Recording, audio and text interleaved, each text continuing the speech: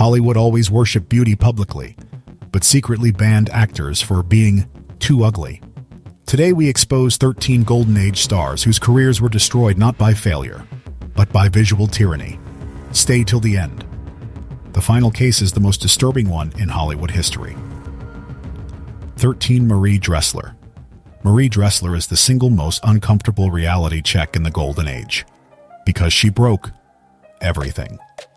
The early studio system believed about female screen appeal. Executives literally used to laugh behind closed doors, saying a woman like her should never be shot in close-up.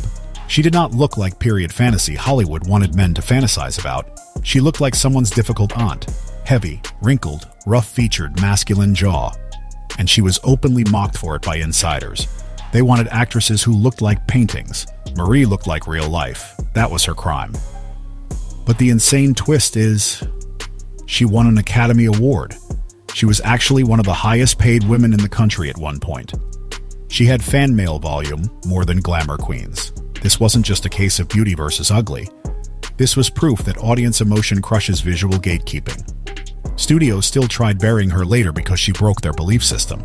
She wasn't bankable to them because they could not explain her success mathematically. Marie Dressler is the warning. Golden Age Hollywood didn't punish ugly, they punished the unpredictable. 12. Wallace Beery. Wallace Beery was one of the most requested actors for gritty male roles, and at the exact same time, one of the most insulted behind his back by Hollywood. Executives literally used this man as the example photo of how a hero should never look. Beery had a heavy face, droopy features, bulldog expression, awkward proportions. And Golden Age studios wanted their male leads tall, polished, refined, symmetrical. Beery was the opposite visual.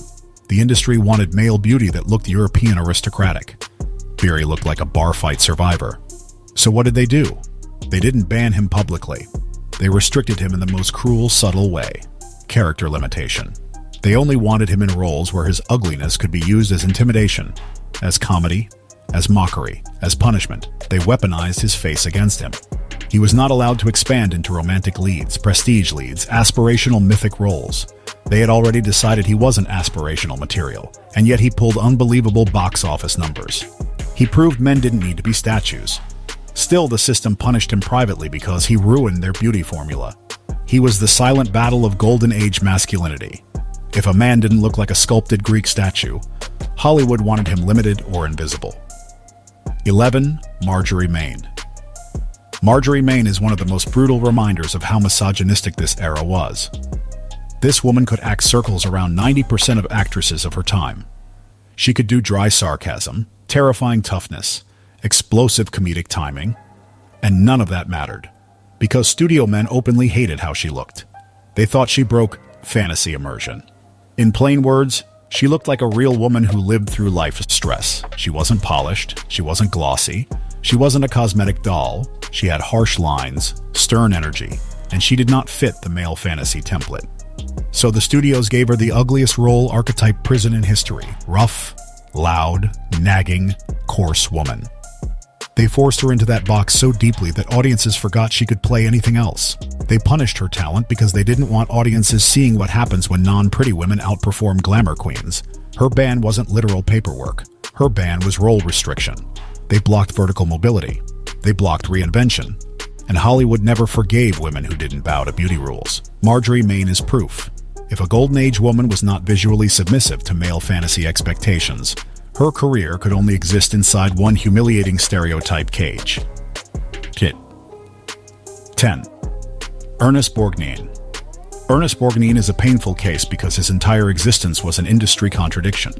He was loved by audiences. He won an Oscar. He was respected by actors. But Hollywood still viewed him as ugly. Not just not handsome, they called him grotesque, uneven, bulky-faced, unmarketable as a romantic archetype. Borgnine was treated as proof that studios didn't aggressively control beauty standards. Audiences might destroy the entire illusion of visual perfection. So Golden Age studios actively restricted him away from romantic-centered male roles, even after he proved he could emotionally carry one of the greatest sensitive performances of his era. They wanted him stuck in violence roles, villain roles, aggressive brute roles. They believed if someone with a Borgnine face became normalized as emotionally desirable, it would destroy the mythology of Golden Age romance. Borgnine, was indirectly banned from visual desirability. That is a far more cruel ban than actual blacklist. This was a philosophical exile. He was proof that realism was more powerful than prettiness, and Hollywood punished him for that. #9 Betty Davis. This one hurts more because she was a top-tier performer. But Betty Davis was constantly attacked by male critics for being weird-looking, too sharp-faced, too bulgy-eyed, too intense to be beautiful. She wasn't banned from working. She was rejected as a beauty icon by the same machine that needed beauty above everything. They tried burying her early career by refusing a glamour photography placement. She had to fight studios to stop trying to force her into failed glamour image roles. Her actual ban was psychological warfare. They kept telling her she'd never become leading woman material. They believed audience men wouldn't lust after her. They believed her face would never sell fantasy escapism. So she responded by choosing scripts that were driven by intensity over beauty. She changed the game, and Hollywood hated that, because she made the audience care about performance instead of cheekbones. Betty Davis is the most pure example of non-compliance with beauty tyranny. The system didn't want powerful ugly. They wanted powerless pretty. 8. Victor McLaglen. McLaglen's ban was based on face shape alone. He had military boxer energy, hard nose, rough skull shaping.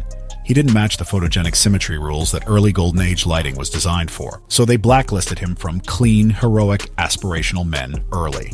They literally wanted men who looked like aristocratic British fantasy. McLaglen looked like a barroom brawler who had seen real-world brutality. But when the audience connected hard with him, Hollywood got uncomfortable, because now they had another existential threat. What if the public actually preferred realistic strength over polished Greek statue aesthetics?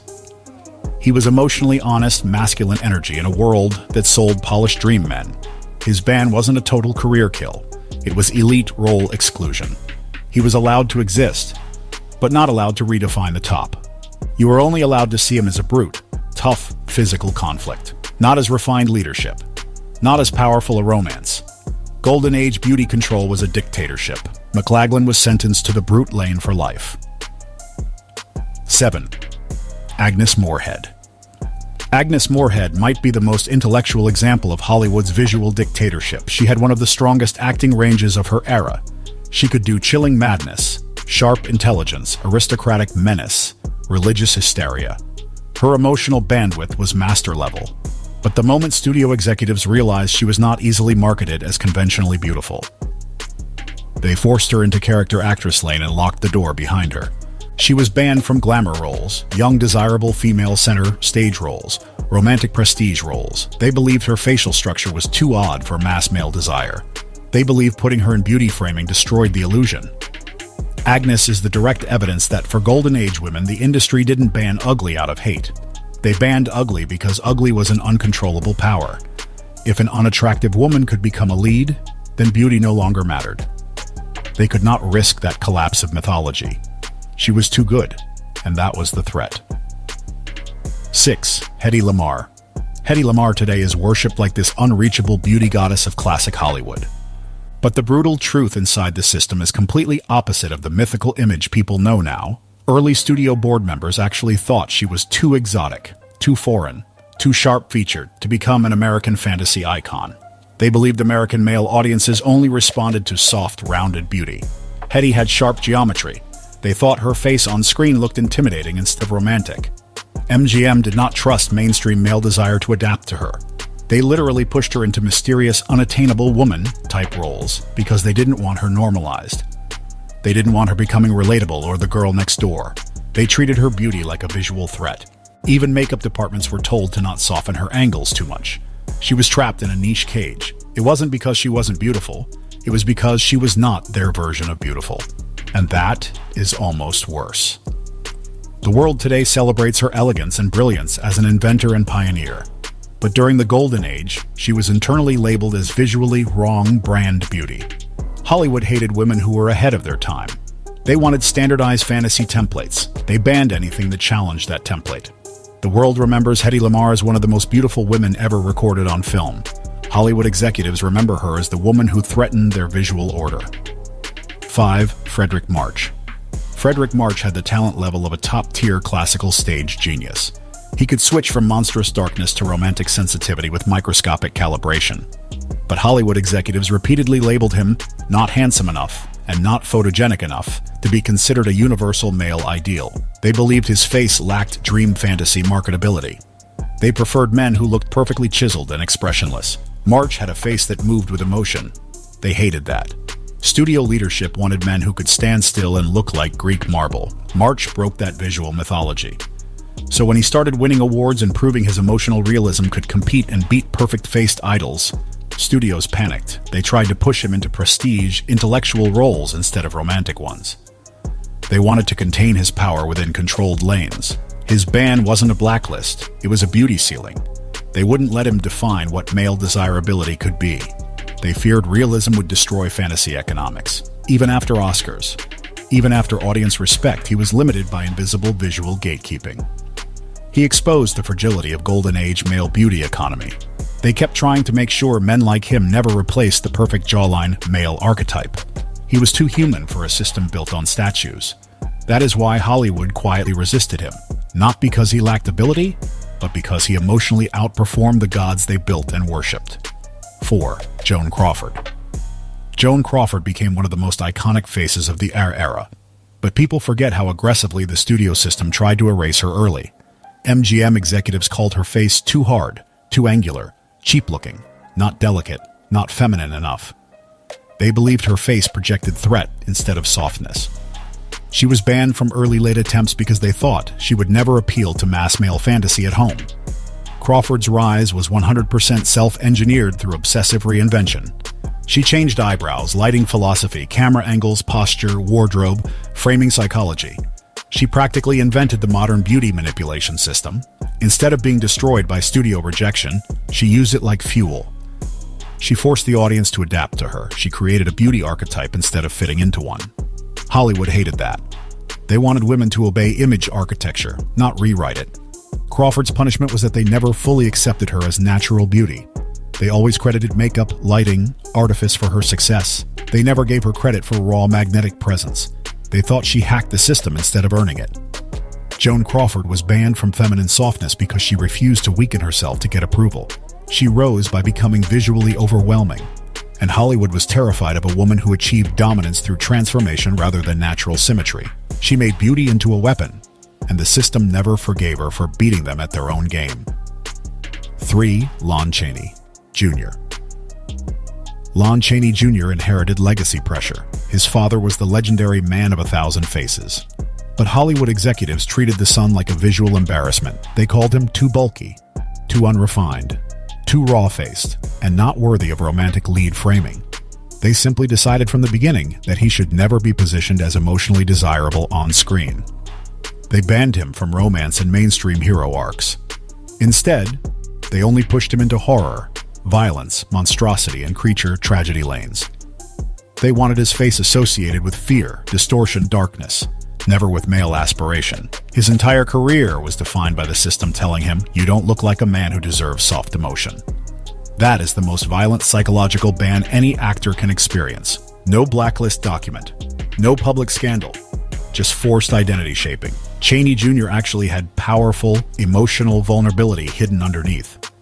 That is what makes this story painful. He could have delivered heartbreaking, tragic romance roles if they had given him even one chance. But Hollywood executives refused to test the visual boundary.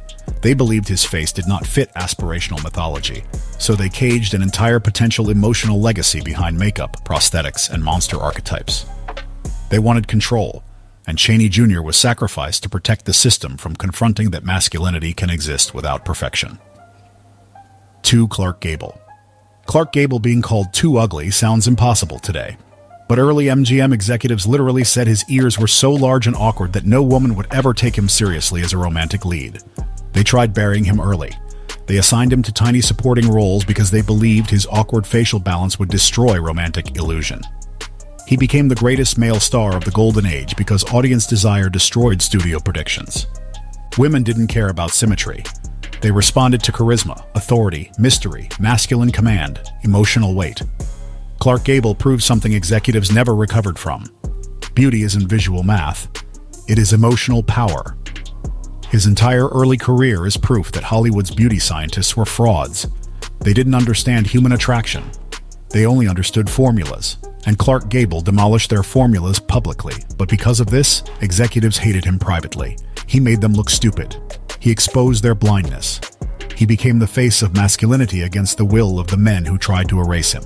And even after he reached superstardom, they still insulted his looks behind closed doors because their ego could not handle that they were wrong. 1. Judy Garland. Judy Garland is the most devastating case in Golden Age history. Because she wasn't just rejected, she was broken by the system. MGM executives told her every day that she wasn't pretty enough, not slim enough, not desirable enough, not photogenic enough. They compared her to more glamorous girls in front of her. They forced diets, pills, control, psychological warfare. They banned her from natural girlhood. Judy Garland wasn't just told she was ugly. She was punished for not fitting the fantasy they wanted to sell. Her face was treated like a manufacturing defect instead of a human identity. She became the product of the most abusive beauty engineering experiment Hollywood ever ran, and the price was her sanity. Judy Garland represents the darkest truth. The studio system didn't hate unattractive people. They hated reality. They hated humanity. They hated anything that didn't look like a poster. Judy was banned not because she lacked beauty. She was banned because she reminded them beauty wasn't controllable. Their dream world couldn't handle real. And Judy Garland paid the price for being the proof that real life cannot be shaped into perfection without destroying the person inside it. Beauty never decided who succeeded in Hollywood. Power did. These actors weren't rejected because they weren't good enough. They were rejected because they didn't fit one industry's narrow fantasy. And that is the darkest truth of the Golden Age.